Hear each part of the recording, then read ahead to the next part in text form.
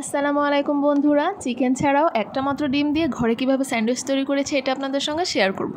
এর জন্য আমি 4 পিস ব্রেড নিয়ে নিয়েছি। তারপরে ব্রেডের পাশে যে ব্রাউন অংশগুলো এগুলো ফেলে দিয়েছি। একটা মিক্সিং বোলে সিদ্ধ একটা ডিম নিয়েছি। কাঁটা চামচের সাহায্যে খুব ভালো করে ডিমটা আমি ঝুরি করে নিব। তারপরে এখানে আমি অ্যাড করে দিচ্ছি এই বাটিটার সমপরিমাণ অর্ধেক করে শসা, গাজর আর দিয়ে দিচ্ছি কিছুটা টমেটো কুচি। এই কুচিগুলো কিন্তু আমি খুব মিহি করে কেটে নেওয়ার চেষ্টা করেছি। তারপরে দিয়ে দিচ্ছি মায়োনিজ, লবণ আর গোলমরিচ। এখানে আমি কালো গোলমরিচ দিয়েছি, আপনারা সাদাটা ব্যবহার করতে পারবেন। 1 টুকরো পরিমাণ লেবুর রস দিয়ে দিচ্ছি। খুব ভালো করে কিন্তু মিশিয়ে নিব। পারফেক্ট হয়ে গেছে। এক্ষেত্রে ভালো না হলে কিন্তু আপনারা একটু মায়োনিজ অ্যাড করতে পারেন। এখন আমি এই ব্রেডের উপরে কিন্তু এটা পুরটা দিয়ে দিব।